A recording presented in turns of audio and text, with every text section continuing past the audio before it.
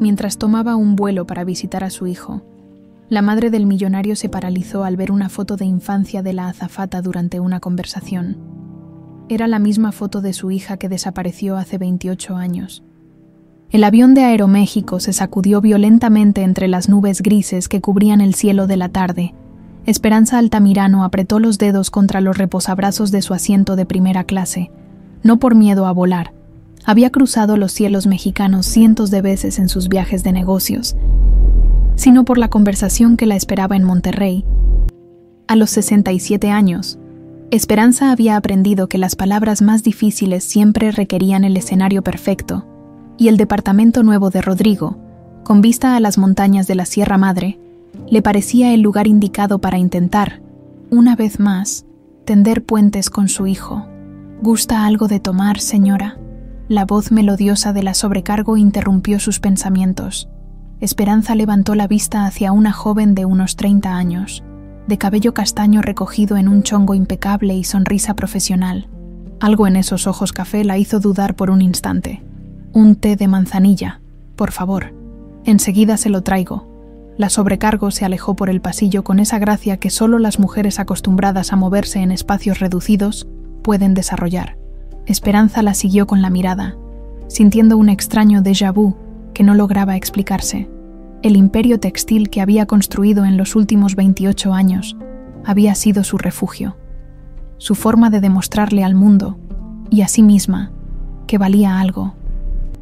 Cada fábrica, cada contrato millonario, cada reconocimiento empresarial había sido un ladrillo más en la muralla que protegía su corazón roto. Pero los éxitos nunca llenaron el vacío que dejó aquel día maldito de 1995. «Su té, señora». La sobrecargo regresó con la bandeja. Inclinándose ligeramente para servir la taza humeante, fue entonces cuando Esperanza la vio, una pequeña cicatriz en forma de media luna en la sien izquierda de la joven, apenas visible bajo el maquillaje. El mundo se detuvo. Paloma tenía exactamente la misma marca. Se había caído del columpio en el jardín de la mansión cuando tenía 3 años, y Esperanza había pasado la noche entera en el hospital, sosteniéndole la manita mientras le daban los puntos. «Mi pequeña luna», le decía, besando suavemente la cicatriz cada noche antes de dormir. «¿Se encuentra bien, señora?». La preocupación en la voz de la sobrecargo era genuina. «Sí, yo. Perdón. ¿Cómo se llama usted?». «Lucía Herrera. Para servirle». «Lucía, no Paloma». «Por supuesto que no». Esperanza había aprendido a no ver fantasmas en cada niña morena que se cruzaba en su camino. Los primeros años después del secuestro había sido una tortura constante. Cada parque, cada escuela, cada centro comercial se convertía en un campo minado de esperanzas falsas. El avión volvió a sacudirse, esta vez con más violencia. Las luces de emergencia se encendieron y la voz del capitán resonó por el altavoz. «Señores pasajeros, estamos atravesando una zona de turbulencia. Por favor, permanezcan en sus asientos con los cinturones abrochados». Lucía se dirigía hacia su asiento, cuando otra sacudida la hizo tambalear. Su bolso de mano se deslizó de su hombro y cayó al suelo. Desparramando su contenido por el pasillo, Esperanza se desabrochó instintivamente el cinturón para ayudarla, pero se quedó paralizada al ver lo que había salido de la bolsa. Una fotografía vieja, de esas que se revelaban en papel brillante. En ella, una niña de unos 4 años vestida con un vestidito de lunares rojos sonreía a la cámara mientras abrazaba una muñeca de trapo. «Señora Mariposa», susurró Esperanza, y el sonido de su propia voz la asustó. Lucía se apresuró a recoger sus cosas, pero Esperanza ya había visto lo imposible. No solo la muñeca, esa muñeca que ella misma había cosido a mano, con retazos de tela que sobraron de la cortina del cuarto de Paloma, sino también algo más. En el reverso de la fotografía, escrito con una caligrafía infantil y temblorosa, estaba el domicilio que había sido su hogar durante los primeros 4 años de vida de su hija, calle de las Gardenias, 47. Esa fotografía, la voz de Esperanza, salió como un hilo. Lucía levantó la vista, aún en cuclillas recogiendo el contenido de su bolsa. «Disculpe, la niña de la foto. ¿Quién es?». Algo cambió en la expresión de Lucía. Sus mejillas se colorearon ligeramente, y por un momento pareció una niña sorprendida haciendo travesuras. Es una foto muy vieja, de cuando era pequeña. Y la muñeca, señora Mariposa, así le decía. Lucía sonrió con nostalgia. Era mi tesoro más preciado. El corazón de Esperanza latía tan fuerte que estaba segura de que toda la cabina podía escucharlo.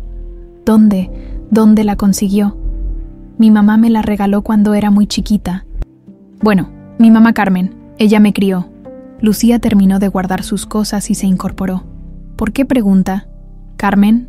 Carmen Herrera. Me encontró cuando tenía 4 años en la central de autobuses de Oaxaca.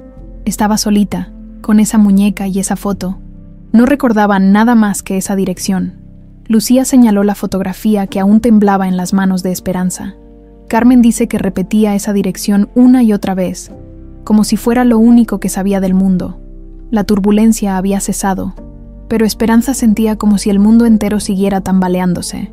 28 años. 28 años buscando a su hija en cada rincón de México, contratando detectives, siguiendo pistas falsas, destruyendo su matrimonio y su relación con Rodrigo. 28 años convenciéndose de que Paloma estaba muerta, de que nunca volvería a ver esos ojos que eran un reflejo exacto de los suyos. Calle de las Gardenias 47, murmuró. ¿Conoce esa dirección? La curiosidad de Lucía era evidente. Esperanza cerró los ojos. Podía ver el jardín perfectamente, las bugambilias que trepaban por la barda blanca, el columpio donde Paloma se había hecho esa cicatriz, la fuente en el centro donde nadaban los peces dorados que tanto le gustaban a su hija.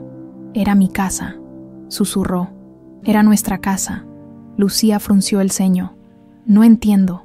¿Qué día es su cumpleaños? El 15 de marzo. Esperanza sintió que las piernas le flaqueaban. El 15 de marzo de 1991, el día que nació Paloma, el día más feliz de su vida, hasta que se convirtió en la fecha que marcaba cada año de ausencia. Creo. Esperanza tragó saliva, tratando de encontrar las palabras correctas. Creo que necesitamos hablar. Cuando aterricemos, hay algo que debo contarle sobre esa dirección, sobre esa muñeca, sobre usted.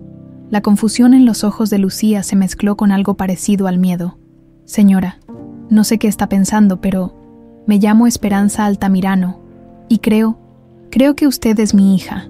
El avión comenzó su descenso hacia Monterrey, pero para Esperanza, el verdadero viaje apenas comenzaba. Después de 28 años de caminar en la oscuridad, una pequeña cicatriz en forma de media luna acababa de encender la luz que la guiaría de regreso a casa. O tal vez, la guiaría hacia una verdad que no estaba preparada para enfrentar. El aeropuerto de Monterrey bullía con la actividad típica de un miércoles por la tarde, pero Esperanza caminaba como en una burbuja de silencio. Lucía había aceptado encontrarse en la cafetería del aeropuerto, después de cumplir con sus protocolos de fin de vuelo, y ahora ambas mujeres se sentaban frente a frente en una mesa junto a los ventanales, observándose con la cautela de dos extrañas que intuían estar conectadas por hilos invisibles del destino. No sé por dónde empezar, admitió Esperanza, envolviendo sus manos alrededor de la taza de café que ya se había enfriado. Hace tanto tiempo que no hablo de esto. Lucía jugueteaba nerviosamente con el azúcar. Mi mamá Carmen siempre me dijo que mis papás biológicos habían muerto en un accidente, que por eso me encontró sola en la central. ¿Le contó más detalles? ¿Cómo la encontró exactamente? Dice que yo estaba sentada en una banca, abrazando a señora Mariposa y repitiendo esa dirección. No lloraba, solo esperaba, como si supiera que alguien vendría por mí. Lucía hizo una pausa. Carmen trabajaba como maestra en una escuela primaria de Oaxaca. Había ido a la central a recoger unos libros que le mandaban de la capital. Me vio y no pudo irse sin hacer algo. Esperanza cerró los ojos, imaginando a su pequeña Paloma en esa situación. La imagen le partía el alma. El 12 de septiembre de 1995. Comenzó con voz temblorosa. Era un martes. Yo tenía una junta importante en la empresa textil donde trabajaba entonces. Alejandro, mi esposo, había viajado a Guadalajara por negocios. Paloma tenía 4 años y estaba jugando en el jardín de nuestra casa en calle de las Gardenias, 47. Lucía se tensó al escuchar la dirección completa. Jacinto Navarro era nuestro chofer desde hacía 15 años. Un hombre de confianza, o eso creíamos. Había trabajado para la familia de Alejandro, desde que era muy joven. Conocía nuestras rutinas, nuestros horarios, las costumbres de Paloma. Esperanza tomó aire antes de continuar. Ese día, le pidió permiso a la mucama para llevar a Paloma a comprar helado. Ella no vio nada extraño en eso. Jacinto siempre consentía mucho a la niña. ¿Y qué pasó? Nunca regresaron. Las palabras salieron como un susurro ahogado. Cuando llegué a casa a las 8 de la noche, la mucama me dijo que se habían ido por la tarde. A las 10 llamé a la policía. A medianoche ya tenía a medio Guadalajara buscando el coche de Jacinto. Esperanza recordaba esa noche como una sucesión de imágenes fragmentadas. El teléfono sonando sin parar. Policías entrando y saliendo de su casa. Alejandro regresando en el primer vuelo disponible con el rostro desencajado por el terror. La investigación reveló que Jacinto tenía deudas enormes con un agiotista llamado Raúl Monsalve. 500,000 pesos que había perdido jugando en los palenques. Esperanza apretó los puños. El plan era secuestrar a Paloma, pedir rescate y dividirse el dinero, pero algo salió mal. ¿Qué tipo de algo? Encontraron el cuerpo de Raúl Monsalve 3 días después en un barranco cerca de Tonalá, envenenado, y el coche de Jacinto apareció quemado en las afueras de la ciudad, pero sin rastro de él o de Paloma. Lucía palideció. ¿Cree que Jacinto mató a su cómplice? Eso pensamos entonces. La policía manejó la hipótesis de que Jacinto había decidido quedarse con todo el rescate. Eliminó a Raúl y huyó con Paloma, pero nunca pidió dinero. Nunca hubo llamadas de extorsión. Simplemente desaparecieron. El silencio se extendió entre ellas mientras el eco de los anuncios del aeropuerto creaba un fondo melancólico a la conversación. Mi matrimonio no resistió, continuó Esperanza. Alejandro me culpaba por haber confiado en Jacinto, por no haber estado en casa, por 1000 cosas que no podía cambiar. Yo me culpaba por lo mismo. Nos divorciamos al año siguiente, y su otro hijo, Rodrigo. Una sombra cruzó el rostro de Esperanza.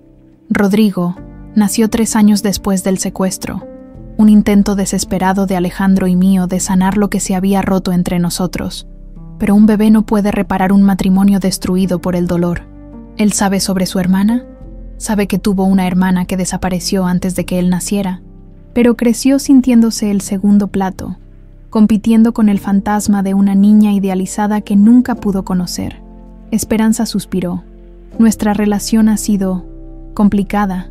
Por eso vine a Monterrey, a ver su departamento nuevo. Estoy tratando de acercarme a él, pero es difícil cuando cargas con tantos fantasmas. Lucía observó la fotografía que seguía sobre la mesa entre ellas. Si fuera Paloma, ¿cómo llegué a Oaxaca? ¿Por qué me encontraron sola? Esa es la pregunta que me ha atormentado durante 28 años. Esperanza tocó suavemente la imagen de la niña del vestido de lunares. Tal vez Jacinto tuvo un momento de lucidez, tal vez se arrepintió, tal vez algo lo asustó y decidió dejarte en un lugar donde alguien te encontrara. O tal vez algo le pasó a él también. Es posible. Los archivos policiales mencionan que Jacinto tenía una prima en Oaxaca, una mujer mayor, soltera, que trabajaba como maestra. Los ojos de Lucía se abrieron como platos. Carmen tenía un primo que se llamaba Jacinto. Hablaba de él a veces. Decía que había tenido problemas con el alcohol y las apuestas. Murió hace como 5 años. El aire entre las dos mujeres se volvió eléctrico. Cada pieza del rompecabezas comenzaba a encajar de una manera que ninguna de las dos había anticipado. Necesitamos pruebas, murmuró Esperanza. Exámenes de ADN. Pero también necesito saber. Carmen está viva. ¿Podría hablar con ella? Sí, está viva. Tiene 63 años y vive en Oaxaca, pero... Lucía titubeó. Está enferma. Cáncer de páncreas. Los doctores dicen que le quedan pocos meses. La ironía no se le escapó a Esperanza, después de casi 3 décadas buscando respuestas. Tal vez las únicas personas que podrían dárselas estaban a punto de llevarse sus secretos a la tumba. Le contó a Carmen sobre nuestro encuentro. Le marqué desde el baño del avión. Está muy alterada. Dice que necesita venir a verme, que hay cosas que debe explicarme.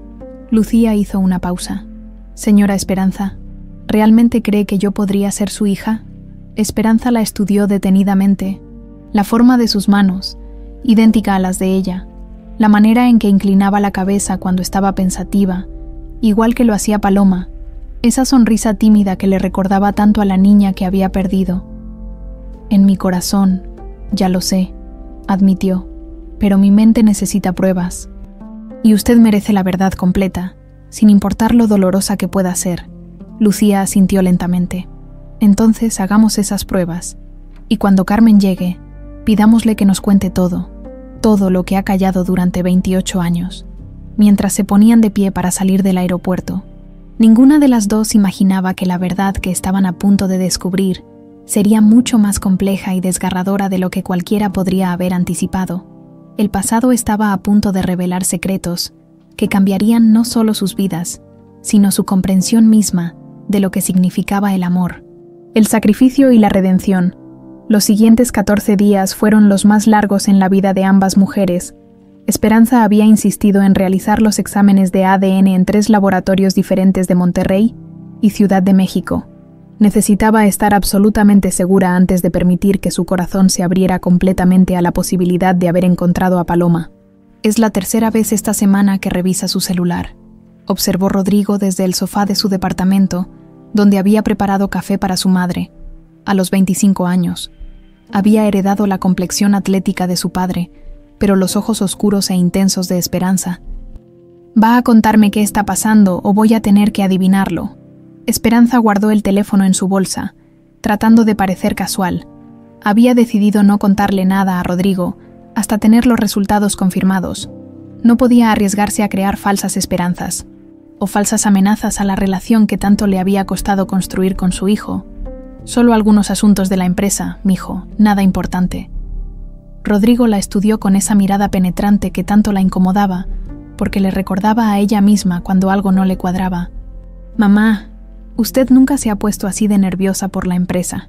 ¿Está enferma? ¿Hay algo que deba saber?» «Estoy perfectamente bien». Esperanza tomó un sorbo de café, evitando hacer contacto visual. «Solo quería pasar tiempo contigo. Es tan extraño que una madre quiera conocer mejor a su hijo. Considerando que esta es la primera vez en 2 años que viene a visitarme sin que sea mi cumpleaños o Navidad. Sí, es extraño». La honestidad brutal de Rodrigo la golpeó como una bofetada. Tenía razón, por supuesto. Su relación había sido una sucesión de encuentros cordiales pero distantes, conversaciones superficiales sobre el trabajo y la vida cotidiana, mientras ambos evitaban cuidadosamente los temas que realmente importaban. Mientras tanto, en Oaxaca, Carmen Herrera preparaba una maleta con manos temblorosas. A los 63 años, la enfermedad había comenzado a cobrar su cuota, pero su mente seguía tan aguda como siempre. Sabía que este momento llegaría algún día, aunque había esperado tener más tiempo para preparar a Lucía. «¿Estás segura de que debes viajar, mamá?» Lucía había venido desde Ciudad de México para acompañarla. «Los doctores dijeron que necesitas descanso». «Los doctores dicen muchas cosas», murmuró Carmen, doblando cuidadosamente una blusa blanca. «Pero hay conversaciones que no pueden esperar a que yo esté lista para tenerlas». «¿De qué hablas? Me estás asustando». Carmen se detuvo y miró a la joven que había criado como su propia hija. Lucía tenía 32 años, pero en ese momento, con la preocupación reflejada en sus ojos cafés, se veía exactamente como la niña de 4 años que había encontrado en la central de autobuses. «Hay cosas sobre tu pasado que nunca te conté, mija, cosas que pensé que sería mejor que no supieras». «¿Qué tipo de cosas?» «El tipo de cosas que pueden cambiar todo lo que crees saber sobre ti misma». En Monterrey, Salvador Aguirre caminaba de un lado a otro en su consultorio médico, revisando obsesivamente los mensajes de Lucía. Su novia de 2 años le había contado sobre el encuentro en el avión, sobre la mujer que afirmaba ser su madre biológica, sobre los exámenes de ADN que estaban esperando. Lo que Lucía no sabía era que Salvador había encontrado el diario de su padre 6 meses atrás. Después del funeral, Jacinto Navarro había muerto llevándose sus secretos a la tumba, pero había dejado suficientes pistas escritas como para que su hijo pudiera armar el rompecabezas. Salvador sabía exactamente quién era Lucía Herrera, y sabía que si la verdad salía a la luz, perdería no solo al amor de su vida, sino que destruiría las pocas certezas que ella tenía sobre su identidad. «Doctor Aguirre, su paciente de las 3 ya llegó», le informó su asistente desde la puerta. «Enseguida salgo», respondió, tratando de sonar normal mientras su mundo se desmoronaba lentamente. Esa tarde, Esperanza y Lucía se encontraron en un café del centro de Monterrey. Era la cuarta vez que se veían desde el encuentro en el avión, y cada reunión había profundizado la conexión inexplicable que sentían. «Carmen llega mañana», anunció Lucía, removiendo nerviosamente su capuchino. «Dice que tiene cosas importantes que contarnos». Le dijo qué tipo de cosas. No quiso hablar por teléfono, solo dijo que había llegado el momento de que yo supiera toda la verdad sobre mi pasado. Esperanza sintió un nudo en el estómago. ¿Y usted está preparada para escuchar esa verdad? ¿Alguna vez se está preparado para descubrir que toda su vida ha sido una mentira? No lo sabemos aún si ha sido una mentira. Tal vez Carmen la protegió de una verdad dolorosa. Los padres a veces hacemos eso. Lucía la miró directamente a los ojos. ¿Usted qué siente cuando me ve? ¿Realmente cree que soy su hija? Esperanza había evitado esa pregunta durante 2 semanas, pero ya no podía seguir esquivándola. Cuando la veo, siento como si una parte de mi alma que había estado dormida durante 28 años comenzara a despertar. No sé si es instinto maternal, desesperación o intuición, pero sí creo que usted es Paloma. Y si los exámenes dicen que no, entonces habré vivido las 2 semanas más esperanzadoras de mi vida en casi 3 décadas, y estaré agradecida por eso. Lucía sonrió por primera vez desde que se habían conocido, una sonrisa genuina que transformó completamente su rostro. ¿Sabe qué es lo más extraño? Que cuando estoy con usted, siento como si estuviera recordando algo que nunca supe que había olvidado. ¿Cómo qué? Como la sensación de estar segura. Carmen siempre me amó, pero había algo en ella, como si estuviera constantemente preocupada de que alguien fuera a llevárseme. Nunca me dejaba ir sola a ningún lado hasta que cumplí 18 años. Decía que el mundo era peligroso para las niñas como yo. Esperanza frunció el ceño. Niñas como usted, niñas sin familia, sin raíces, decía que éramos más vulnerables. Lucía hizo una pausa. Pero con usted no siento esa vulnerabilidad. Siento como si hubiera llegado a casa. Antes de que Esperanza pudiera responder, el teléfono de Lucía sonó. Era Salvador. «Disculpe un momento», se excusó Lucía, contestando la llamada. «Hola, amor». Esperanza no pudo evitar escuchar la conversación. «Mañana». «No, Salvador. Mañana llega Carmen de Oaxaca». «Sí, es importante». «No, no puedes acompañarme. Esto es algo que tengo que manejar sola. Te prometo que te contaré todo después». Cuando Lucía colgó, Esperanza notó cierta tensión en su expresión. «¿Todo bien?» Salvador está muy ansioso por conocer los resultados de los exámenes. Dice que quiere estar ahí para apoyarme, pero... Lucía titubeó. Últimamente ha estado muy extraño, como si estuviera escondiendo algo. ¿Qué tipo de algo? No lo sé. Solo siento que desde que le conté sobre usted, se ha vuelto más distante, como si tuviera miedo de algo. Esperanza registró mentalmente esa información. En su experiencia, cuando las personas actuaban de manera extraña, era porque sabían algo que los demás no sabían. Tal vez solo está protegiendo sus sentimientos. Sugirió, si los exámenes confirman que somos familia, su vida va a cambiar considerablemente. Sí, tal vez, pero algo en la voz de Lucía sugería que ella tampoco estaba completamente convencida de esa explicación. Esa noche, cada una en su habitación de hotel, ambas mujeres permanecieron despiertas mirando al techo. Esperanza pensaba en los resultados que llegarían en cualquier momento, en la conversación que tendría con Carmen al día siguiente, en la posibilidad de que después de 28 años de búsqueda, finalmente tendría las respuestas que había necesitado. Lucía, por su parte, pensaba en la mujer que la había criado con tanto amor y secretos, en Salvador y su comportamiento extraño, y en la sensación inexplicable de que su vida estaba a punto de cambiar para siempre. Ninguna de las dos imaginaba que al día siguiente no solo obtendrían respuestas, sino que descubrirían que las preguntas correctas eran completamente diferentes a las que habían estado haciendo. El teléfono de Esperanza sonó a las 7 de la mañana con la llamada que había estado esperando durante 2 semanas interminables. El director del Laboratorio de Genética de la Ciudad de México tenía una voz profesional pero cálida cuando le confirmó lo que su corazón ya sabía. «Señora Altamirano, los resultados de los 3 laboratorios son consistentes. Hay una probabilidad del 99,97% de que usted y la señorita Herrera tengan una relación materno-filial». Esperanza se dejó caer en la cama del hotel. sintiendo como si el mundo hubiera dejado de girar por un momento antes de comenzar a rotar nuevamente, pero en la dirección correcta por primera vez en 28 años. «¿Está seguro?» «Completamente seguro, señora. Felicidades», encontró a su hija, cuando colgó el teléfono. Esperanza se permitió llorar por primera vez desde aquella noche terrible de 1995. Lágrimas de alivio, de alegría, de dolor por todos los años perdidos, de gratitud hacia un destino que finalmente había decidido ser benevolente con ella. Paloma estaba viva. Su niña estaba viva y se había convertido en una mujer hermosa y fuerte llamada Lucía. Una hora después, tocaba la puerta de la habitación de hotel de Lucía con los resultados impresos en sus manos temblorosas. Cuando la puerta se abrió, ambas mujeres se miraron en silencio por un momento que pareció eterno. «Los resultados llegaron», susurró Esperanza. Lucía asintió, invitándola a pasar. «Lo sé, también me llamaron a mí». Se sentaron en los sillones junto a la ventana que daba vista a las montañas de Monterrey. El sol de la mañana las bañaba con una luz dorada que parecía bendecir el momento. «Entonces es cierto», murmuró Lucía. «Soy Paloma Altamirano. Eres mi hija», confirmó Esperanza, extendiendo una mano vacilante hacia ella. «Eres mi Paloma». Por primera vez en 2 semanas, se abrazaron, no como dos extrañas que compartían una posible conexión, sino como madre e hija que habían encontrado el camino de regreso la una hacia la otra.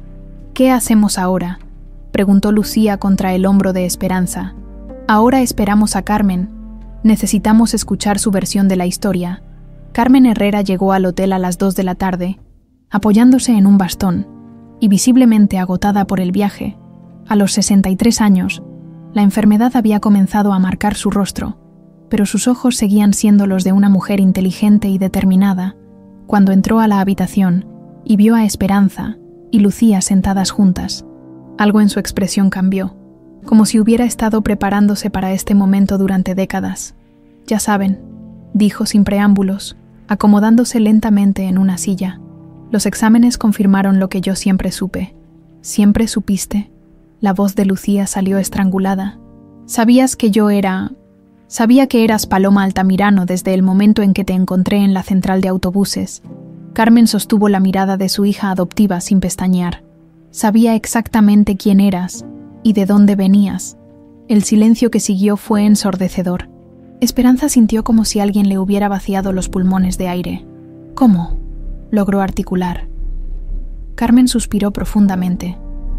«Porque Jacinto era mi primo menor, al que había criado como a un hermano después de que sus padres murieran cuando él tenía 12 años.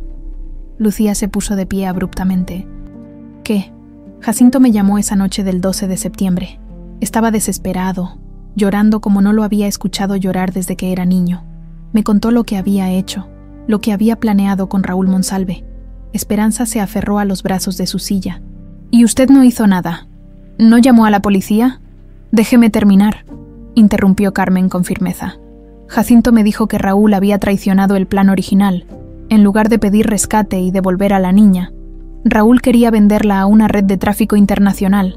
Niñas pequeñas y bonitas como Paloma valían mucho dinero en ciertos círculos». Lucía empalideció y volvió a sentarse. Jacinto se dio cuenta del horror de lo que había puesto en marcha. Cuando fueron a hacer la entrega, envenenó el café de Raúl con el veneno para ratas que llevaba en la guantera. Raúl murió, pero Jacinto se quedó con una niña de 4 años aterrorizada y sin saber qué hacer. «¿Por qué no la devolvió entonces?», preguntó Esperanza, con la voz quebrada. «Porque tenía miedo. Había matado a un hombre. Había participado en un secuestro.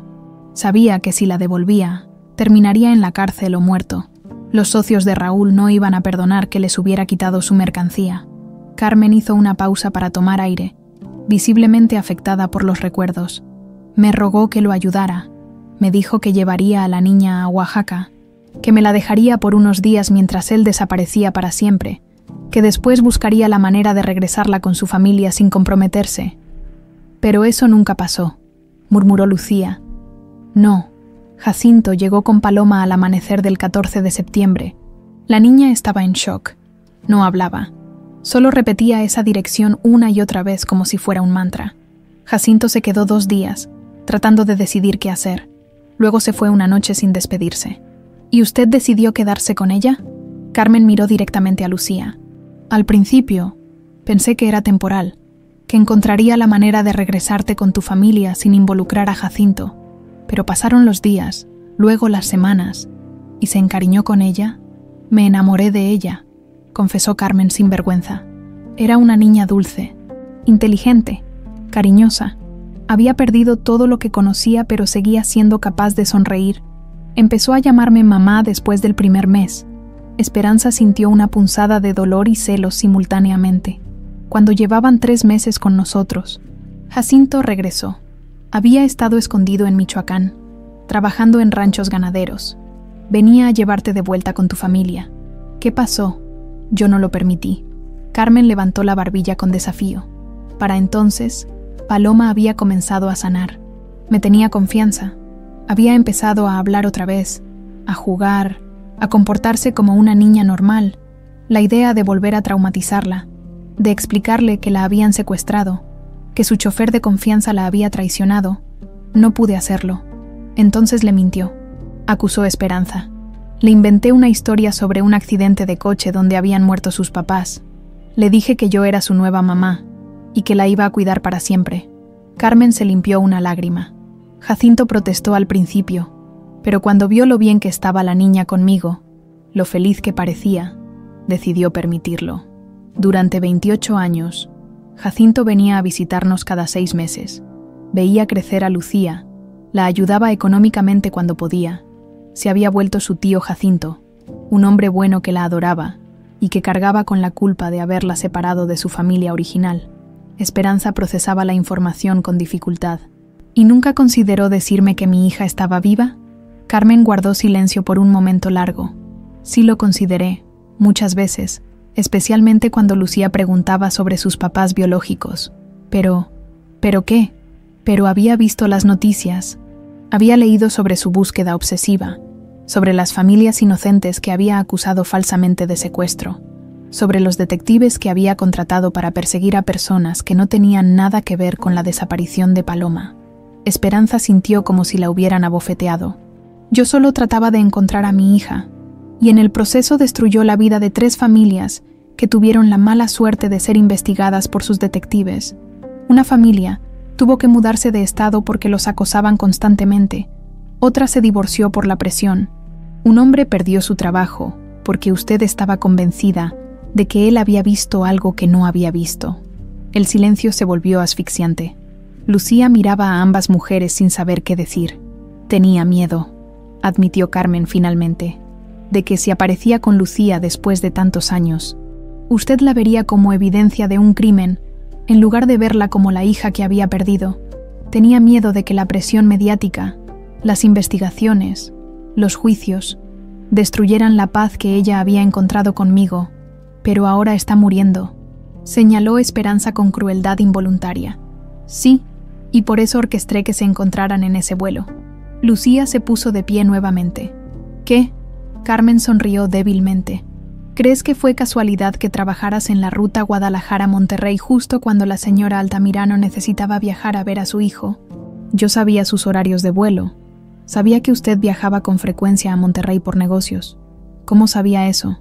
Porque he estado siguiendo su vida durante 28 años, señora Altamirano. Necesitaba saber qué tipo de mujer era, si había cambiado, si sería buena para Lucía si algún día llegaba el momento de revelar la verdad. La revelación cayó sobre ellas como una bomba. Carmen había sido la arquitecta de su reencuentro, manipulando los eventos desde las sombras para asegurar que madre e hija se encontraran cuando ella ya no estuviera ahí para proteger a Lucía. Pero antes de que cualquiera pudiera procesar completamente esta información, el teléfono de Lucía sonó. Era Salvador, y su voz sonaba desesperada. Lucía, necesito verte. Ahora. Hay algo que debo decirte sobre mi padre, algo sobre Jacinto Navarro. La llamada de Salvador había dejado el ambiente en la habitación del hotel aún más tenso de lo que ya estaba. Lucía miraba su teléfono con expresión confundida, mientras Esperanza y Carmen intercambiaban miradas llenas de aprensión. ¿Qué sabe Salvador sobre Jacinto?, preguntó Esperanza. Carmen palideció visiblemente. No lo sé. Jacinto nunca mencionó tener familia en Monterrey. Tengo que ir a verlo, decidió Lucía, levantándose y buscando su bolsa. Sea lo que sea que tenga que decirme, prefiero escucharlo de una vez. No vas sola, declaró Esperanza con firmeza maternal. No después de todo lo que acabamos de descubrir. Carmen asintió. Yo también voy. Si esto tiene que ver con Jacinto, necesito estar ahí.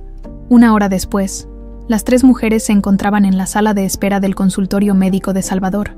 El joven doctor de 34 años había cerrado temprano su consulta para hablar con ellas, y cuando finalmente las hizo pasar a su oficina, era evidente que había estado llorando.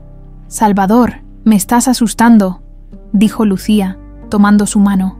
«¿Qué pasa? ¿Qué tiene que ver tu padre con todo esto?» Salvador miró a Carmen con una mezcla de dolor y reconocimiento. «Usted es Carmen Herrera, ¿verdad? ¿La prima de Jacinto Navarro?» «Sí», respondió Carmen cautelosamente. «¿Cómo sabes eso?» Salvador se dirigió a su escritorio y sacó un cuaderno de cuero gastado. «Porque mi padre era Jacinto Navarro, y antes de morir, me dejó esto». El silencio que siguió fue absoluto. Lucía sintió como si el piso se hubiera desvanecido bajo sus pies. «Tu padre era...» No pudo terminar la frase. «El hombre que la secuestró cuando tenía 4 años», completó Salvador con la voz quebrada. «El hombre que la llevó a Oaxaca con Carmen. El hombre que destruyó la vida de su familia biológica y cambió para siempre el curso de su existencia». Esperanza se puso de pie abruptamente. «¿Cuánto tiempo lo has sabido?» 6 meses, admitió Salvador. Encontré el diario cuando estaba limpiando sus cosas después del funeral. Mi padre escribía en él regularmente, especialmente cuando bebía. Era su manera de lidiar con la culpa. Lucía se dejó caer en la silla más cercana. 6 meses. Has sabido quién era yo durante 6 meses y no me dijiste nada. ¿Cómo iba a decírtelo? Salvador se acercó a ella, pero Lucía se apartó instintivamente. ¿Cómo le dices a la mujer que amas que tu padre destruyó su infancia? Que cada día que pasamos juntos es una mentira construida sobre el crimen más terrible que él cometió. Carmen se levantó y extendió la mano hacia el diario. ¿Puedo verlo? Salvador dudó por un momento antes de entregárselo. Carmen lo abrió con manos temblorosas y comenzó a leer en voz alta. 15 de marzo, 1998. Hoy Paloma cumple 7 años. Carmen le hizo un pastel de chocolate con fresas, su favorito. La niña está feliz, sana, llena de vida. Habla perfecto el español ahora. Ya casi no se acuerda del inglés que sabía cuando era pequeña. Me llamó tío Jacinto y me abrazó como si fuera realmente su familia. No sé si esto es una bendición o una maldición». Esperanza se cubrió el rostro con las manos. Su hija había celebrado 7 cumpleaños sin ella, y ella ni siquiera había sabido que estaba viva. Carmen continuó leyendo. 25 de diciembre, 2001. Paloma tiene 10 años, y ya le está llegando la adolescencia. Es hermosa, inteligente, gentil. Carmen ha sido una madre maravillosa para ella. Mejor de lo que yo hubiera podido imaginar. Hoy me preguntó otra vez por sus papás verdaderos. Le dije la misma mentira que siempre, que murieron en un accidente.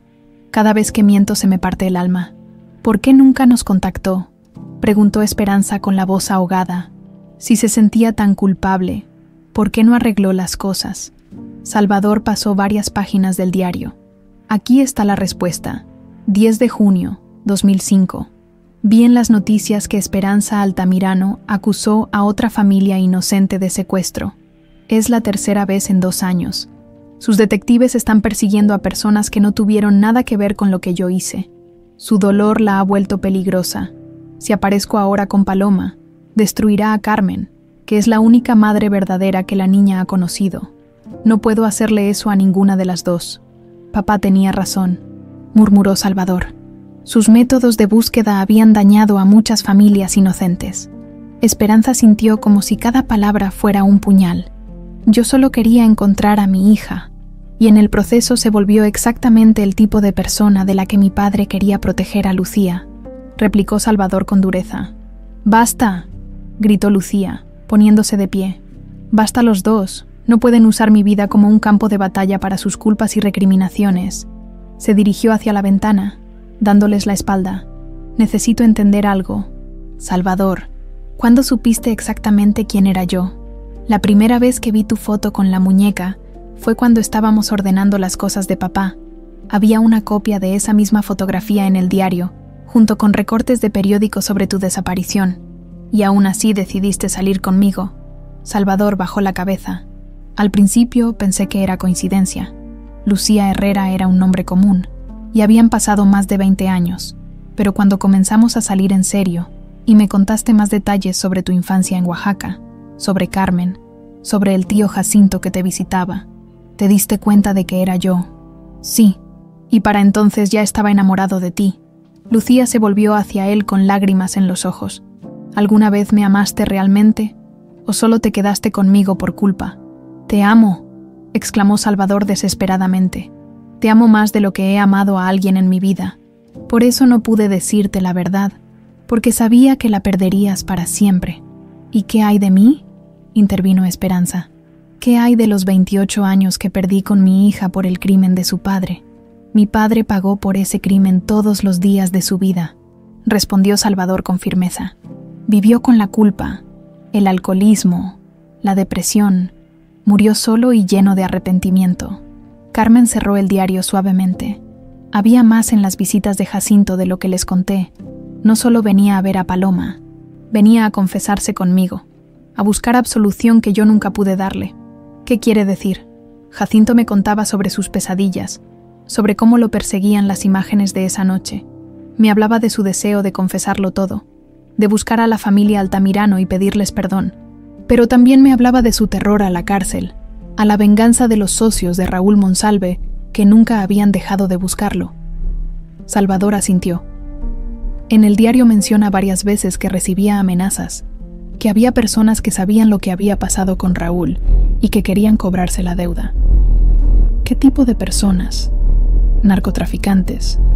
Traficantes de personas, agiotistas. El mundo en el que se había metido Jacinto era más grande y más peligroso de lo que había imaginado.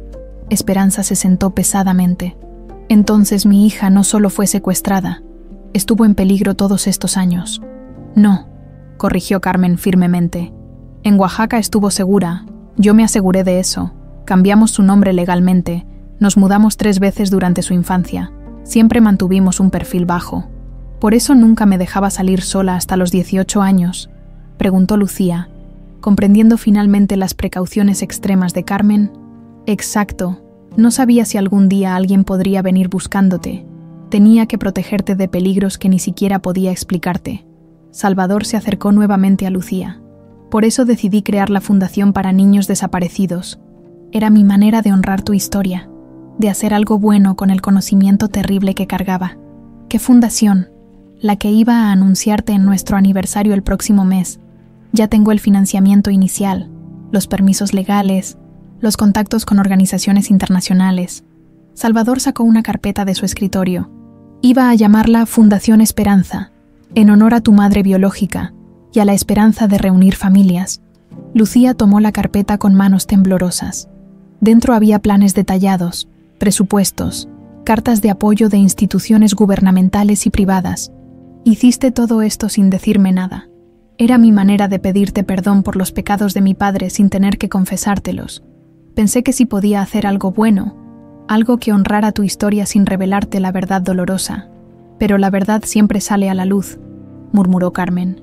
Por eso orquesté el encuentro en el avión, porque sabía que mi tiempo se acaba, y Lucía necesitaba conocer toda su historia antes de que fuera demasiado tarde. El ambiente en la oficina era pesado con el peso de décadas de secretos finalmente revelados. 3 generaciones unidas por un crimen que había comenzado con codicia, pero que había evolucionado hacia algo mucho más complejo. Amor, protección, culpa y redención entrelazados de maneras que ninguno había anticipado. ¿Y ahora qué?, preguntó Lucía finalmente. ¿Cómo seguimos adelante sabiendo todo esto? Era la pregunta que todos temían, porque la respuesta determinaría si esta familia fracturada por el destino podría algún día sanar, o si el peso de la verdad los destruiría para siempre. Los días siguientes pasaron en una nebulosa de emociones contradictorias para Lucía. Se había mudado temporalmente a un hotel diferente. Necesitaba espacio para procesar la avalancha de revelaciones que habían cambiado todo lo que creía saber sobre su vida. Esperanza respetaba su distancia, pero llamaba cada mañana para preguntarle cómo había pasado la noche. Carmen, Debilitada por el viaje y las emociones, había sido hospitalizada para estabilizar su condición. No sé quién soy, le confesó Lucía a la doctora Patricia Morales, la psicóloga que había comenzado a ver por recomendación del médico de Carmen. Durante 32 años fui Lucía Herrera, hija de Carmen, una mujer normal con una vida normal. Ahora resulta que soy Paloma Altamirano, víctima de secuestro, hija de una empresaria millonaria, parte de una familia que nunca conocí. ¿Siente que tiene que elegir entre esas dos identidades?, preguntó la doctora Morales. Una mujer de mediana edad con una voz tranquilizadora. Todo el mundo parece esperar que lo haga. Esperanza quiere recuperar a su Paloma perdida. Carmen quiere que siga siendo su Lucía. Salvador quiere que lo perdone por los pecados de su padre. Y yo solo quiero entender quién soy realmente. ¿Ha considerado la posibilidad de que no tenga que elegir, que pueda ser ambas? Lucía la miró con confusión.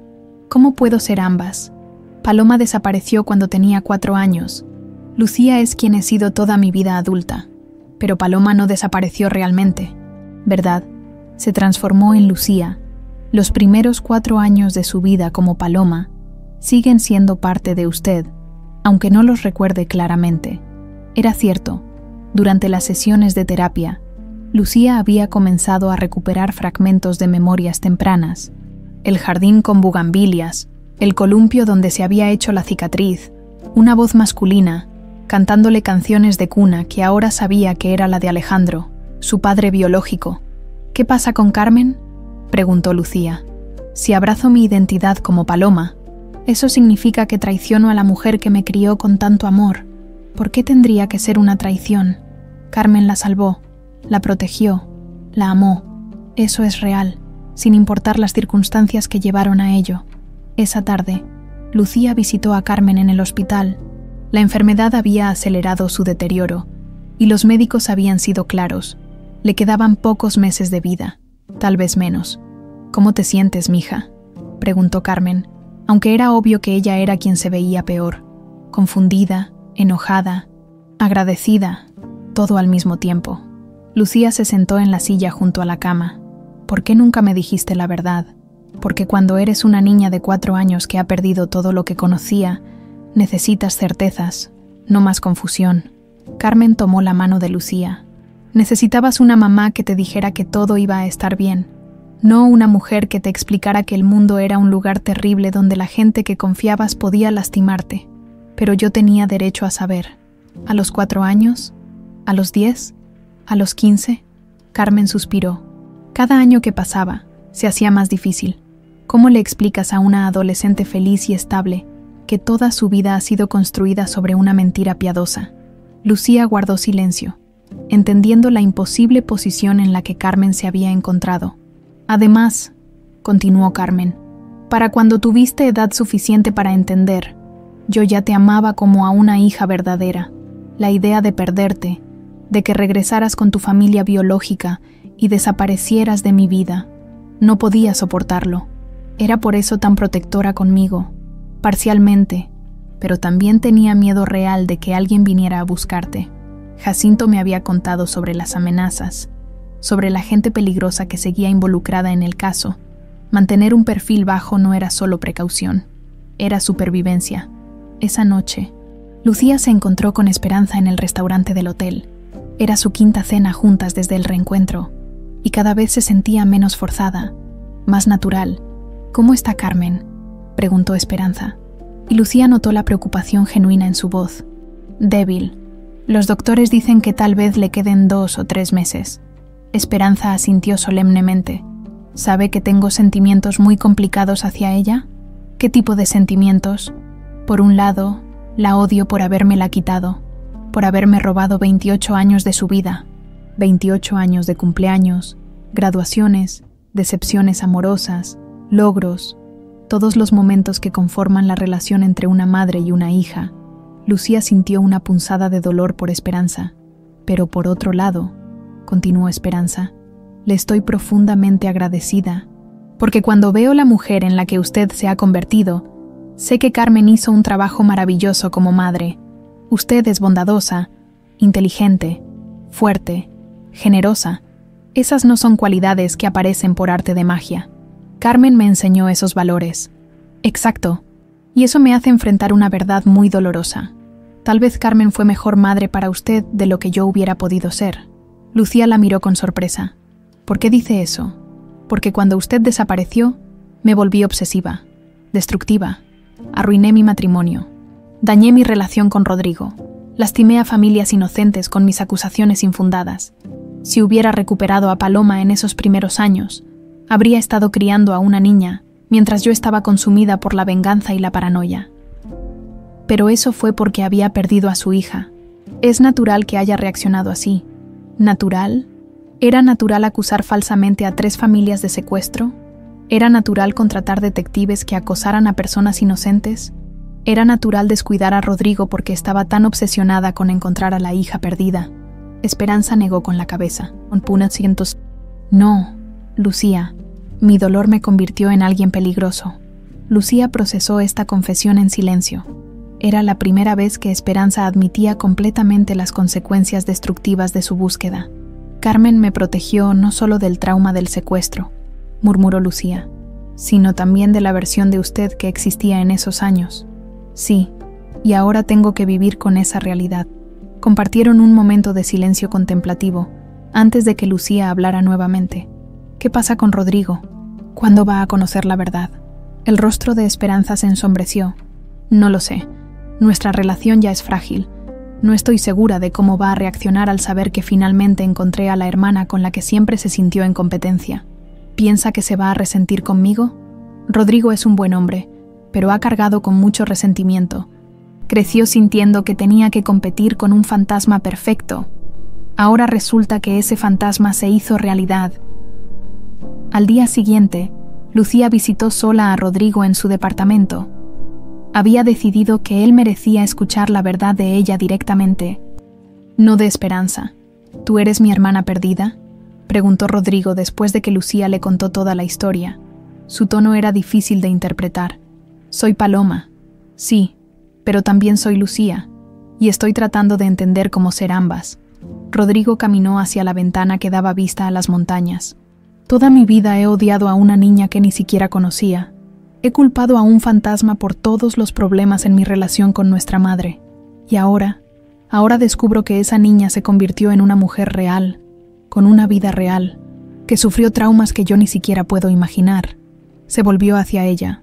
¿Cómo se supone que me sienta? No lo sé. ¿Cómo te sientes?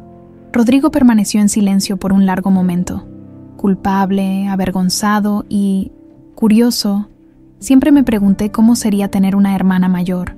Bueno, técnicamente eres más alto que yo, así que podrías ser mi hermano mayor protector. Rodrigo sonrió por primera vez desde que habían comenzado a hablar.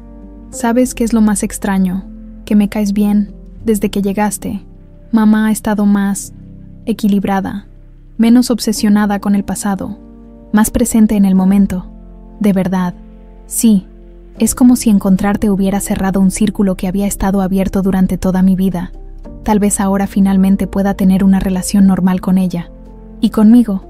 ¿Crees que podamos tener una relación de hermanos?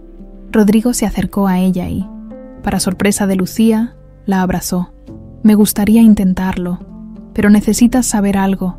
Nunca voy a competir contigo por el amor de nuestra madre. Ya no tengo energía para esa batalla. Esa noche, mientras Lucía se preparaba para dormir en su habitación de hotel, se miró en el espejo del baño. El rostro que le devolvía la mirada era el mismo de siempre, pero ahora podía ver en él rasgos que pertenecían a Esperanza. La forma de los ojos, la línea de la mandíbula, la expresión pensativa.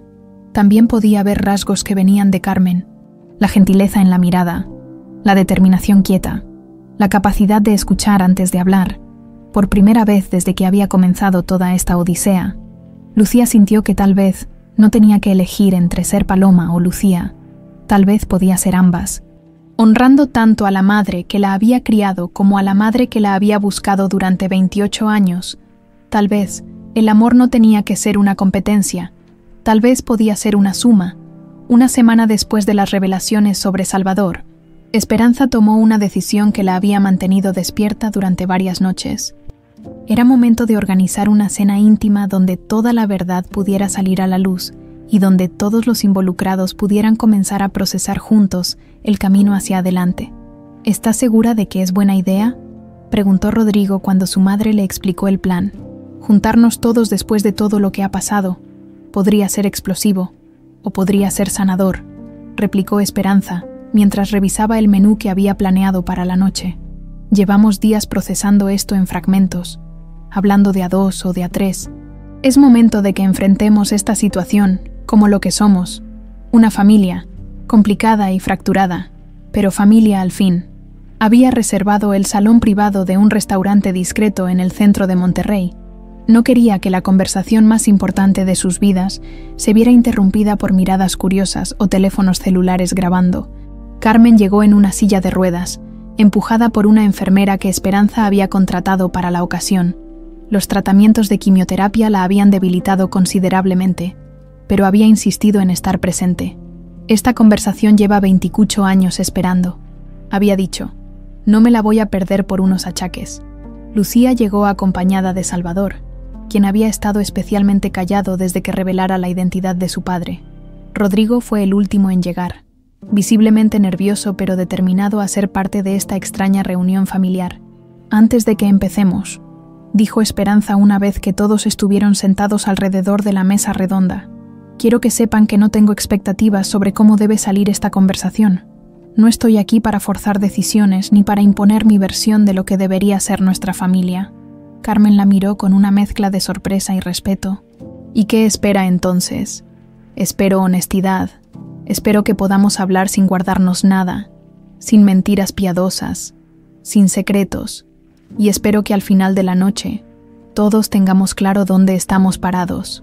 Lucía tomó la palabra. He estado en terapia esta semana, tratando de entender cómo procesar todo esto, y mi psicóloga me hizo una pregunta que no he podido quitarme de la cabeza. ¿Cuál pregunta?, preguntó Salvador. Me preguntó por qué tengo que elegir entre ser Paloma o ser Lucía. ¿Por qué no puedo ser ambas? Carmen se enderezó en su silla de ruedas. ¿Qué quieres decir con eso, mija? Quiero decir que Paloma Altamirano existió durante los primeros 4 años de mi vida.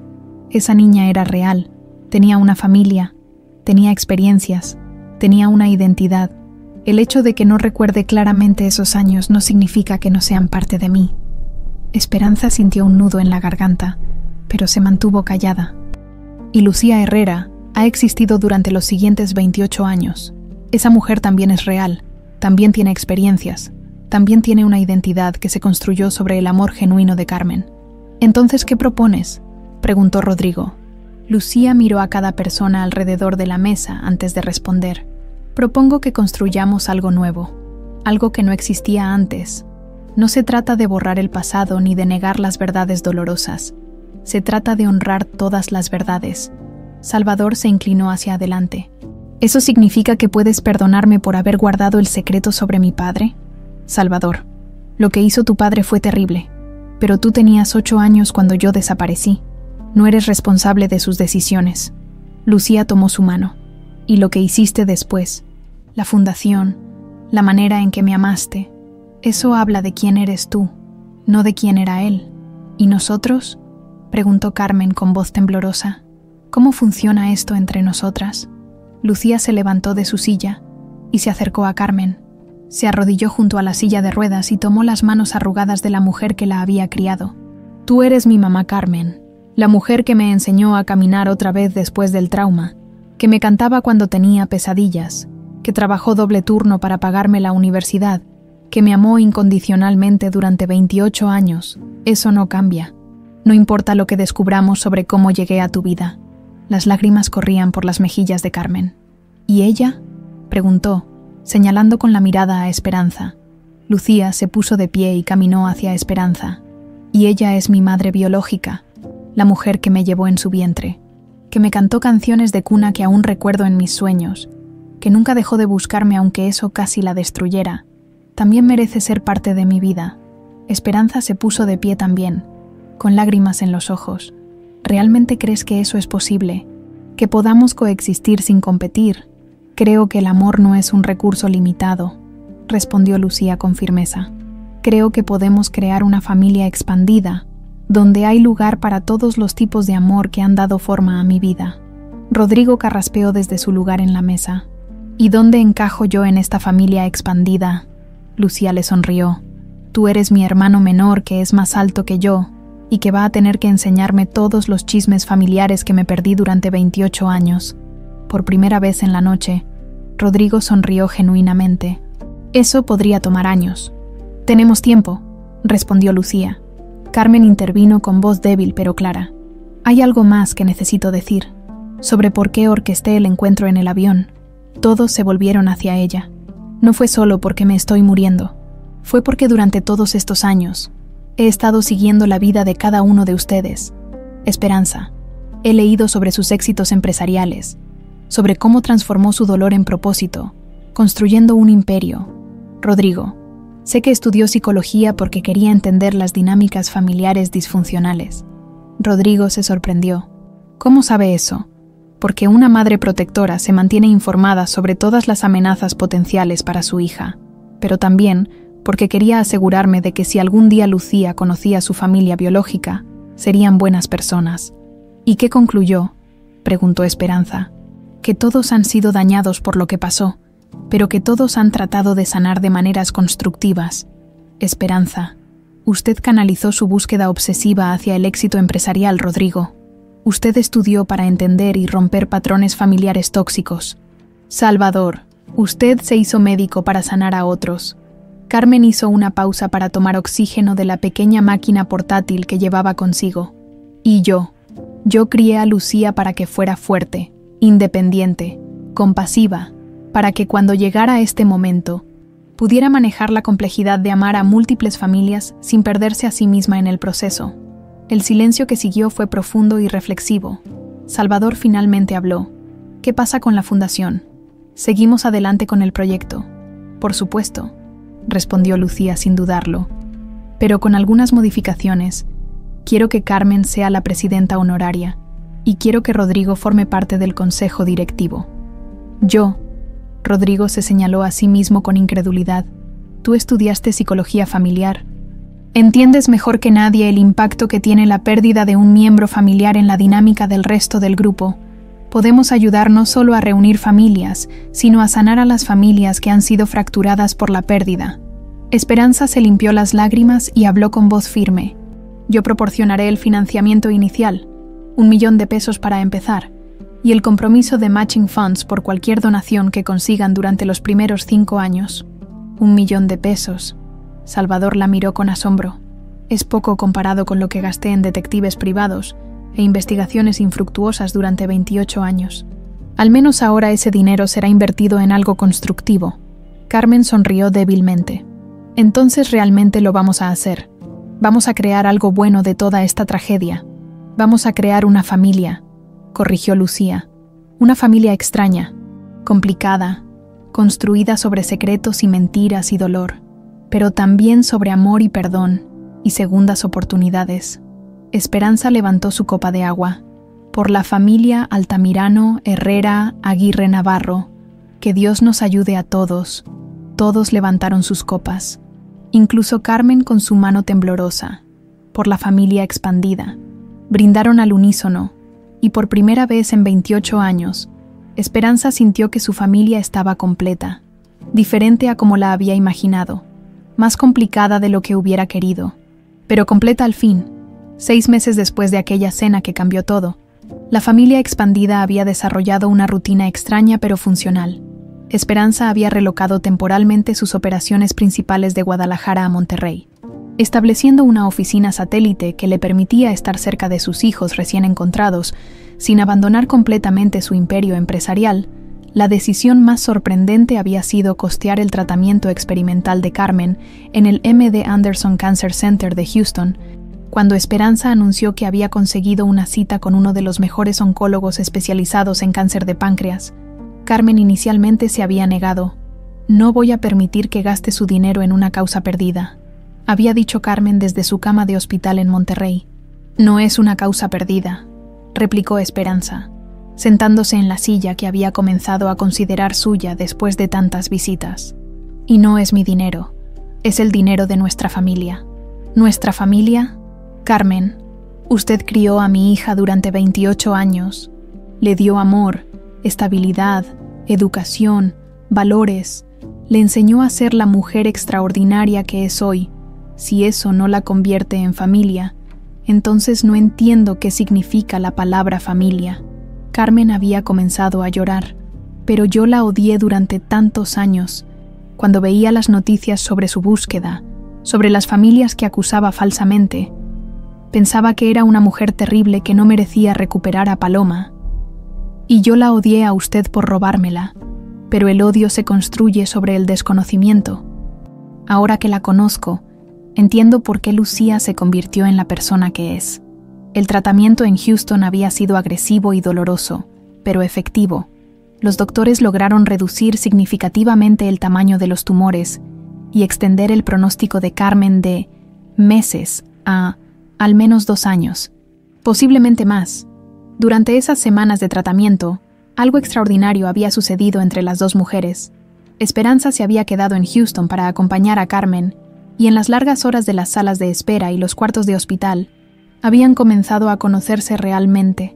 Cuénteme sobre el primer día de escuela de Paloma, de Lucía, pidió Esperanza una tarde mientras Carmen recibía quimioterapia. Tenía 5 años y estaba aterrorizada. Había estado conmigo exclusivamente durante 1 año entero, y la idea de estar con extraños la asustaba mucho. Carmen sonrió al recordar. Se aferró a mi falda y no me soltó durante 1 hora. La maestra tuvo que convencerla de que yo iba a regresar por ella. ¿Y regresó? Por supuesto, pero cuando fui a recogerla, estaba jugando con otros niños como si hubiera estado ahí toda su vida. Tenía esa capacidad de adaptación que me parecía milagrosa. Esperanza procesó esta información con una mezcla de dolor y gratitud. ¿Cuándo dejó de preguntarle por sus padres biológicos? Nunca dejó de preguntar completamente, pero alrededor de los 10 años, comenzó a hacer las preguntas de manera diferente. Ya no preguntaba cuándo iba a ver a sus papás otra vez. Preguntaba cómo habían sido, qué les habría gustado de ella, si estaría orgullosos de la niña que se había convertido. ¿Y qué le respondía? Carmen hizo una pausa.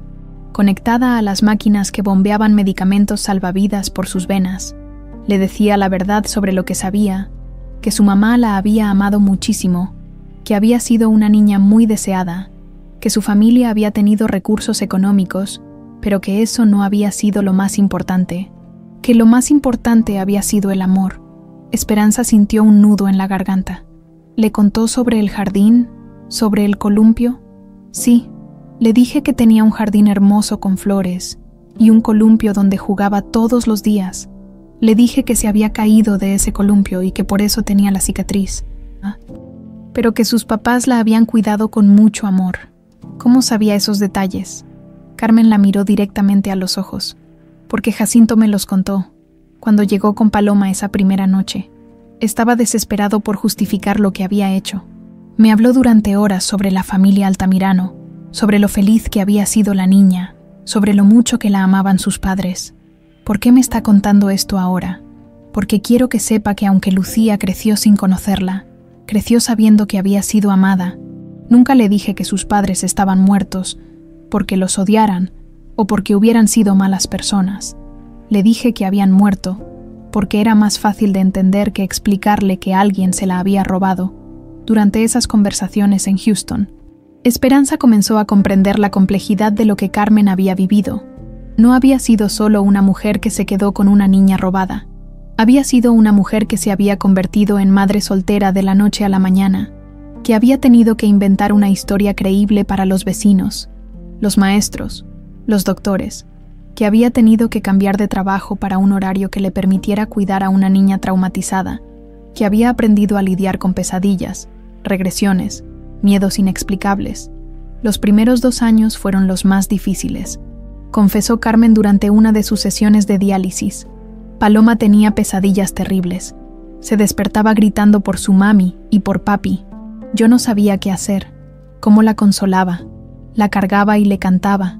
Le decía que sus papás la estaban cuidando desde el cielo, que la amaban mucho, pero que ahora yo era su nueva mami y que la iba a proteger para siempre.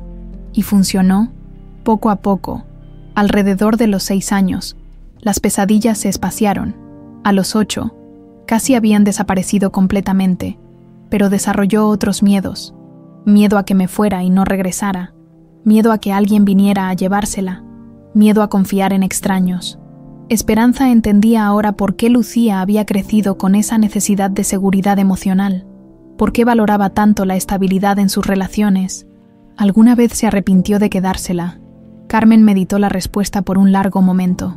Me arrepentí de las circunstancias. Me arrepentí de que hubiera llegado a mí a través de un crimen. Me arrepentí de no haber sido lo suficientemente valiente para contactarla a usted antes. Pero nunca, ni por un segundo, me arrepentí de amarla. Mientras tanto, en Monterrey, Rodrigo había comenzado a trabajar medio tiempo en la oficina satélite de Esperanza, mientras terminaba su maestría en terapia familiar. La proximidad forzada había mejorado dramáticamente su relación. ¿Sabes qué es lo más extraño de todo esto?, le preguntó Rodrigo a Lucía durante uno de sus almuerzos semanales. ¿Qué? Que mamá es más feliz ahora que cuando yo era el único hijo. Durante años pensé que era mi culpa, que no era suficientemente bueno para llenar el vacío que Paloma había dejado. ¿Y ahora qué piensas? Ahora entiendo que el vacío no era algo que yo pudiera llenar. Era específicamente tuyo. Mamá necesitaba encontrarte para poder sanar, pero también necesitaba sanar para poder ser una buena madre para mí. Lucía asintió. ¿Y cómo te sientes con eso? Liberado. Ya no tengo que competir con un fantasma. Y tengo una hermana mayor que puede decirme cuando estoy siendo un idiota. Estás siendo un idiota ahora mismo, bromeó Lucía. ¿Por qué? Porque sigues hablando de mí como hermana mayor, cuando técnicamente tenemos la misma edad emocional. Ambos estamos aprendiendo a ser hermanos por primera vez. Salvador, por su parte, había canalizado su energía en la fundación. Los fondos prometidos por Esperanza habían permitido establecer oficinas en 3 ciudades, contratar un equipo de investigadores especializados y desarrollar protocolos de búsqueda más efectivos que los métodos tradicionales. Hemos reunido a 12 familias en 6 meses, le reportó a Lucía durante una de sus reuniones mensuales del Consejo Directivo. Pero más importante, hemos proporcionado cierre a 43 familias que llevaban años buscando sin resultados. ¿Cierre cómo? Confirmando muertes que no habían podido ser verificadas, o determinando que sus seres queridos habían emigrado voluntariamente pero sin medios para comunicarse. No todas las historias tienen finales felices, pero todas las familias merecen respuestas. Carmen regresó de Houston con fuerzas renovadas y un pronóstico considerablemente mejor. Los doctores habían logrado poner el cáncer en remisión, y aunque no podían garantizar que no regresaría, habían comprado tiempo valioso. Quiero usar este tiempo para algo importante, anunció durante su primera cena familiar después del tratamiento. ¿Qué tiene en mente?, preguntó Esperanza. Quiero escribir todo lo que recuerdo sobre los primeros años de Lucía, sobre las visitas de Jacinto, sobre las decisiones que tomé y por qué las tomé, para que cuando yo ya no esté, ustedes tengan la historia completa. Carmen, comenzó Lucía. No, mija. Esta historia es más grande que cualquiera de nosotros individualmente. Es una historia sobre cómo el amor puede surgir de las circunstancias más terribles, sobre cómo las familias pueden construirse de maneras inesperadas, sobre cómo el perdón puede sanar heridas que parecían incurables. Esperanza asintió. Tiene razón, y cuando termine de escribirla, yo quiero ayudarla a publicarla, no para hacer dinero, sino para ayudar a otras familias que estén pasando por situaciones similares. ¿Otras familias pasan por situaciones similares?, preguntó Rodrigo con incredulidad. Más de las que te imaginarías, respondió Salvador. La Fundación ya ha identificado al menos 5 casos donde niños secuestrados fueron criados por personas que genuinamente los amaban, y donde las líneas entre víctima y perpetrador son difusas. Carmen sonrió. Entonces tal vez nuestra historia extraña pueda ayudar a otras familias extrañas a encontrar la paz. 2 años después del tratamiento de Carmen en Houston, la vida de la familia expandida había encontrado un ritmo inesperadamente armónico. Carmen había superado las expectativas médicas más optimistas. Manteniéndose en remisión y recuperando gran parte de su energía, su libro de memorias, El amor en tiempos de secretos, se había convertido en un bestseller inesperado, ayudando a docenas de familias en situaciones similares. Lucía había tomado la decisión de reducir sus vuelos como azafata para dedicarse más tiempo a la fundación, que ahora operaba en 8 estados del país. Salvador, Había abierto una clínica médica especializada en atención gratuita para familias de bajos recursos, financiada parcialmente con las ganancias del libro de Carmen y las donaciones continuas de Esperanza, pero el evento que más había transformado la dinámica familiar había llegado de manera inesperada. Lucía estaba embarazada de gemelos. «Gemelos», había repetido Carmen, cuando Lucía le dio la noticia durante una de sus cenas familiares dominicales, una tradición que habían establecido en el departamento de Esperanza. «¿Estás segura? Completamente segura». Salvador insistió en hacer el ultrasonido él mismo 3 veces para confirmarlo. Lucía radiaba una felicidad que contagiaba a toda la mesa. «Un niño y una niña. Van a nacer en marzo». Esperanza había comenzado a llorar inmediatamente. «Voy a ser abuela, después de tantos años creyendo que nunca tendría nietos.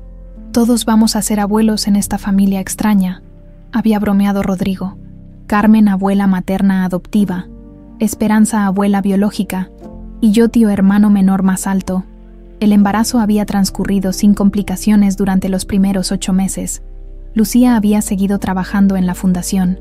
Carmen había continuado con su libro de memorias y sus conferencias sobre familias no tradicionales, y Salvador había dividido su tiempo entre la clínica, la fundación y prepararse obsesivamente para ser padre.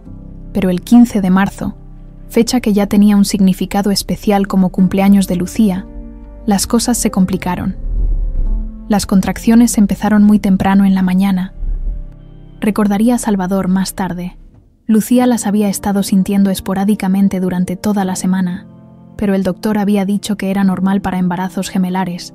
Sin embargo, cuando llegaron al hospital a las 6 de la mañana, los monitores mostraron que los bebés estaban en situación de estrés. El cordón umbilical de la niña se había enredado alrededor de su cuello y el niño estaba en posición de nalgas. «Necesitamos hacer una cesárea de emergencia», anunció el doctor Ramírez, el obstetra que había estado siguiendo el embarazo. «Los bebés no pueden esperar un parto natural». Salvador se encontró dividido entre su papel como esposo preocupado y médico, que entendía perfectamente la gravedad de la situación. «¿Qué tan serio es?», preguntó, mientras se ponía la bata quirúrgica para acompañar a Lucía al quirófano. «Serio, pero manejable si actuamos rápido. El problema es que Lucía ha perdido más sangre de lo normal. Vamos a necesitar transfusiones». En la sala de espera, Esperanza, Carmen y Rodrigo mantenían una vigilia silenciosa. Carmen, a pesar de estar físicamente más débil que 2 años atrás, se había negado a quedarse en casa. «He esperado 34 años para conocer a los nietos de Lucía», había dicho con determinación cuando Salvador sugirió que tal vez debería descansar en casa. «No me voy a perder el día más importante de su vida». Alrededor de las 9 de la mañana, Salvador salió del quirófano con expresión de preocupación controlada. Los bebés nacieron bien. Alejandra pesó 2 kilos 200 gramos y Carlos 2 kilos 400. Están en cuidados intensivos neonatales, pero todos sus signos vitales son estables. «¿Y Lucía?», preguntó Esperanza, poniéndose de pie inmediatamente. «Tuvo complicaciones, perdió mucha sangre durante la cesárea y necesita transfusiones. Su tipo de sangre es AB negativo, que no es común». «Yo soy AB negativo», dijo Esperanza sin dudar. «Puedo donar». Salvador la miró con sorpresa. «¿Estás segura? Las pruebas de compatibilidad toman tiempo que tal vez no tengamos. Soy su madre biológica. Tenemos que ser compatibles». Las enfermeras llevaron a Esperanza directamente al laboratorio para las pruebas de compatibilidad, mientras Salvador regresaba al quirófano donde los cirujanos trabajaban para estabilizar a Lucía. Carmen se quedó en la sala de espera con Rodrigo, ambos unidos por una preocupación que trascendía todas las complicaciones familiares que habían vivido. «¿Y si la perdemos ahora?», murmuró Carmen, más para sí misma que para Rodrigo. «¿Y si después de todo lo que hemos pasado, después de encontrarnos, después de construir esta familia extraña, no la vamos a perder?», interrumpió Rodrigo con firmeza. «Lucía es la mujer más fuerte que conozco. Sobrevivió a un secuestro a los 4 años. Creció sin conocer su identidad real. Manejó el shock de descubrir la verdad. Nos unió a todos nosotros cuando teníamos razones para odiarnos. No va a rendirse ahora». A las 11 de la mañana, las pruebas confirmaron que Esperanza era compatible para donar sangre a Lucía. Los médicos procedieron inmediatamente con la transfusión, mientras continuaban trabajando para detener la hemorragia interna. «Es irónico», comentó una de las enfermeras mientras preparaba la transfusión. 30 años separadas, y ahora la madre está literalmente dando su vida para salvar a la hija. Salvador, que había logrado mantenerse clínicamente objetivo durante toda la emergencia, finalmente se quebró al escuchar esas palabras. Se apoyó contra la pared del pasillo y comenzó a llorar por primera vez desde que había comenzado toda la crisis. Salvador. Rodrigo se había acercado después de ver el estado de su cuñado. «¿Qué pasa? ¿Están bien? Es que todo este tiempo me he sentido culpable por ser el hijo del hombre que separó a Lucía de su familia, y ahora resulta que tal vez Esperanza va a salvar la vida de Lucía con su propia sangre. Es como si el círculo se estuviera cerrando de la manera más perfecta posible». A la 1 de la tarde, el doctor Ramírez salió del quirófano con una sonrisa cansada. «La hemorragia está controlada. Lucía está estable. Va a necesitar varios días de recuperación, pero va a estar bien». El alivio que se sintió en la sala de espera fue palpable. Carmen se permitió llorar por primera vez en horas. Rodrigo abrazó a Salvador, y Esperanza se sentó pesadamente en la silla más cercana, físicamente agotada por la donación de sangre pero emocionalmente eufórica. 2 horas después, les permitieron ver a Lucía en la unidad de cuidados intensivos. Estaba pálida pero consciente, conectada a varios monitores pero con una sonrisa débil en el rostro. «¿Cómo están mis bebés?», fueron sus primeras palabras. «Perfectos», respondió Salvador, tomando su mano. «Alejandra tiene tu nariz, y Carlos tiene tu capacidad para causar problemas incluso antes de nacer». Lucía rió débilmente. «¿Y ustedes? ¿Cómo están tomando todo esto?». Carmen se acercó a la cama y tomó la otra mano de Lucía. «Estoy bien, mija, pero creo que esta experiencia me ha enseñado algo importante. Que el amor verdadero no es posesivo. Durante todos estos años, parte de mí tenía miedo de que si Esperanza se involucraba demasiado en tu vida, yo perdería mi lugar como tu madre». Carmen miró hacia Esperanza, quien estaba de pie al otro lado de la cama. «Pero hoy, viendo a Esperanza dar su sangre para salvarte, entendí que no estamos compitiendo por tu amor. Estamos colaborando para protegerte». Esperanza se limpió las lágrimas. «Carmen, usted me dio el regalo más grande que alguien puede recibir. Me devolvió a mi hija viva, sana y convertida en una mujer extraordinaria. Nunca podré pagarle eso. No necesita pagarme nada. Solo ayúdeme a ser la mejor abuela posible para Alejandra y Carlos». «¿Abuela?», preguntó Lucía con confusión. Carmen sonrió. «Bueno, técnicamente voy a ser la bisabuela adoptiva, pero abuela Carmen suena mejor. ¿No te parece?». Esa noche, mientras Lucía descansaba y los bebés estaban siendo monitoreados en la unidad neonatal, Carmen pidió que la llevaran a la ventana de observación donde podía verlos. Los gemelos dormían uno junto al otro en sus respectivas incubadoras. Pequeños y perfectos, Carmen puso su mano arrugada contra el vidrio que la separaba de ellos. «Hola, mis nietos», susurró. «Soy su abuela Carmen. Su mamá era una bebé como ustedes cuando llegó a mi vida, y ahora ustedes van a crecer sabiendo toda la verdad desde el principio. Van a saber que tienen una familia extraña, pero que los ama muchísimo». Salvador se acercó a ella desde atrás. «¿Cómo se siente ser abuela?». «Como si el círculo finalmente se hubiera completado», respondió Carmen. «Como si todos los errores, todos los secretos, todos los años de dolor hubieran valido la pena para llegar a este momento».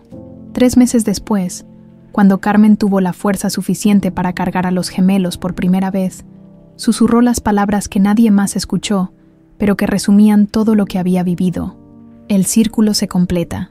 5 años después del nacimiento de los gemelos, la mañana del 15 de marzo de 2030, amaneció con el aroma de gardenias flotando en el aire, de lo que una vez había sido el jardín de la tragedia familiar de los Altamirano. El lugar donde Paloma había desaparecido 35 años atrás se había transformado en algo que nadie hubiera podido imaginar.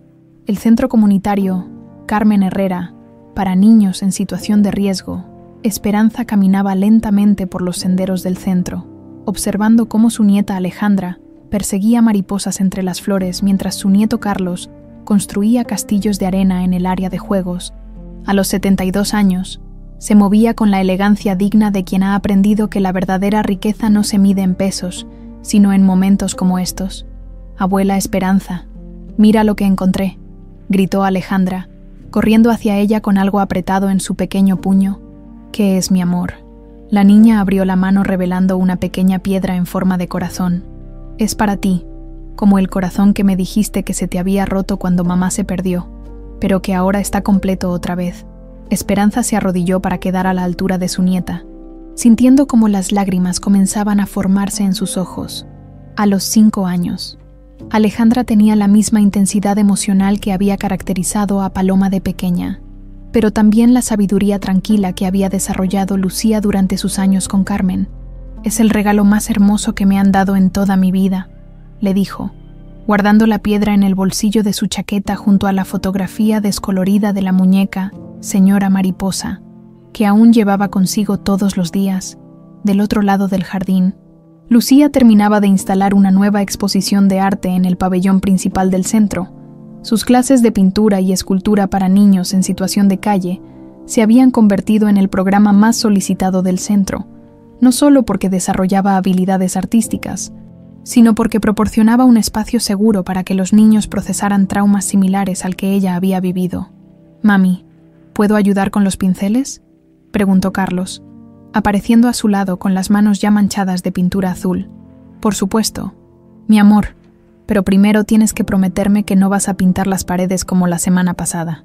Carlos sonrió con esa travesura heredada directamente de Rodrigo. «Prometo que solo voy a pintar donde tú me digas». Salvador llegó al centro directamente desde su clínica médica, donde había pasado la mañana atendiendo consultas gratuitas.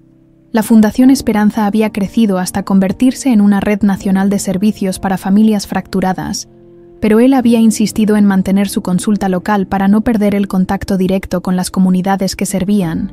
«¿Cómo estuvo tu día?», preguntó Lucía, dándole un beso mientras observaba a sus hijos jugar con otros niños del centro. «Intenso, pero bueno. Atendimos a 3 familias que acaban de ser reunidas después de separaciones de más de 10 años. Cada vez que veo esas reuniones, pienso en nosotros. ¿En qué manera? En cómo tuvimos la suerte de que nuestra historia terminara bien. No todas las familias que atendemos tienen finales felices como el nuestro». Rodrigo apareció desde el edificio administrativo del centro, cargando una pila de expedientes, y con esa expresión concentrada que había desarrollado desde que completara su doctorado en terapia familiar. A los 30 años, se había convertido en uno de los especialistas más respetados del país en dinámicas de familias no tradicionales. «¿Cómo van los números de este trimestre?», preguntó Esperanza. «Increíbles. Hemos reunido a 43 familias en los últimos 3 meses y hemos proporcionado apoyo psicológico a más de 200 familias en proceso de búsqueda o reunificación». Rodrigo dejó los expedientes en una mesa cercana. «Pero lo más importante es que hemos desarrollado protocolos que otras organizaciones están adoptando en toda América Latina. ¿Protocolos? ¿Basados en nuestra experiencia?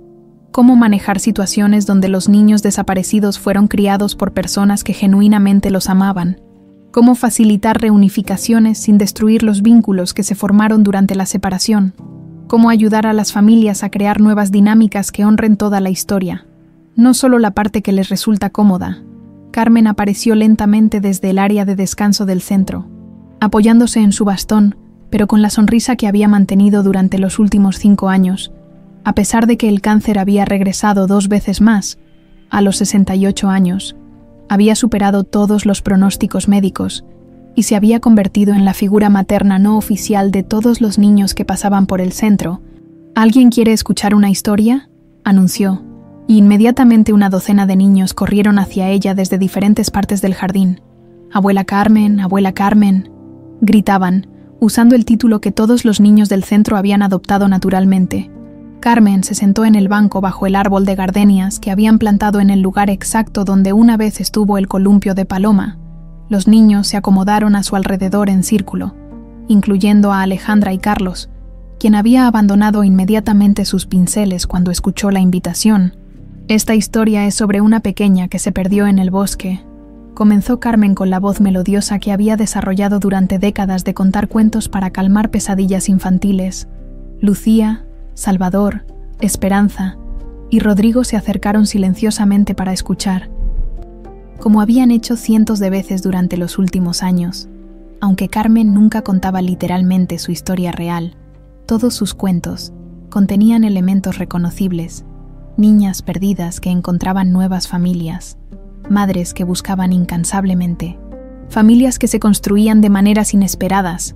La niña pequeña caminó por el bosque durante muchos días, continuó Carmen, hasta que llegó a una casa donde vivía una señora que había estado esperando toda su vida a alguien que necesitara su amor. Alejandra levantó la mano. ¿Y la mamá de la niña? ¿La siguió buscando? Por supuesto que sí, mi amor. Las mamás nunca dejan de buscar a sus hijos, pero a veces el bosque es muy grande y la búsqueda toma mucho tiempo. ¿Y al final se encontraron?, preguntó Carlos. Carmen miró hacia Lucía y Esperanza antes de responder. Al final, la niña creció y se convirtió en una mujer sabia que entendió algo muy importante, que había tenido mucha suerte de tener no una, sino dos madres que la amaban. La mamá que la había cargado en su corazón desde que nació, y la mamá que la había cuidado cuando estaba perdida en el bosque. ¿Y vivieron felices para siempre?, preguntó una niña de unos 6 años, que llegaba regularmente al centro después de la escuela. Vivieron felices para siempre juntas, confirmó Carmen, porque aprendieron que las familias no siempre se ven como pensamos que deberían verse. A veces las familias son raras, complicadas, construidas con piezas que no parecen encajar. Pero si hay amor verdadero, siempre encuentran la manera de funcionar. Cuando terminó la historia y los niños se dispersaron para continuar jugando, los adultos permanecieron sentados en silencio por un momento. ¿Saben qué es lo que más me sorprende de todo esto?, preguntó Salvador finalmente. ¿Qué?, respondieron varios al mismo tiempo. Que logramos crear algo hermoso de la peor experiencia posible. Este centro ayuda a decenas de familias cada año. La fundación ha reunido a más de 300 familias en 5 años. El libro de Carmen ha inspirado cambios en las políticas públicas sobre niños desaparecidos. Y nosotros aprendimos a ser una familia, añadió Rodrigo. Una familia rara, pero una familia real. El sol comenzaba a ponerse cuando una mujer joven se acercó al grupo, llevando de la mano a una niña de unos 4 años que lloraba silenciosamente. «Disculpen», dijo la mujer. «¿Este es el centro Carmen Herrera? Alguien me dijo que aquí ayudan a niños perdidos». Lucía se puso de pie inmediatamente. «Sí, este es el centro. ¿En qué podemos ayudarla? Encontré a esta niña en el parque. Está perdida y no recuerda cómo llegó ahí. Solo sabe su nombre de pila». Lucía se arrodilló frente a la niña, viendo reflejado en esos ojos asustados el mismo terror que ella misma había sentido 35 años atrás. «Hola, preciosa. ¿Cómo te llamas?» «María», susurró la niña. «¿Sabes el nombre de tu mami o tu papi?» La niña negó con la cabeza. Aferrándose a un pequeño peluche, Lucía extendió su mano hacia ella. «¿Sabes qué, María? Vamos a encontrar a tu mami. Te prometo que vamos a encontrarla. Mientras tanto, ¿quieres que te enseñe el jardín? Tenemos flores muy bonitas y juegos divertidos». La niña dudó por un momento antes de tomar la mano de Lucía. Mientras caminaban hacia el área de juegos, Lucía se volvió hacia su familia y les dijo con una sonrisa que contenía toda la sabiduría ganada a través del dolor y la sanación: «Nadie se va a quedar perdido hoy, no si nosotros podemos evitarlo». La cámara de seguridad del centro capturó la imagen final. 3 generaciones de la familia Altamirano Herrera, trabajando juntas en el jardín donde había comenzado todo, transformando el lugar de una tragedia en el símbolo de esperanza que habría de servir a cientos de familias en los años por venir, porque a veces, cuando el amor es lo suficientemente fuerte y el perdón lo suficientemente profundo, incluso las historias que comienzan con la pérdida más devastadora pueden encontrar el camino hacia un final que honra tanto el dolor como la alegría, tanto la separación como la reunión, tanto las lágrimas derramadas como las sonrisas recuperadas,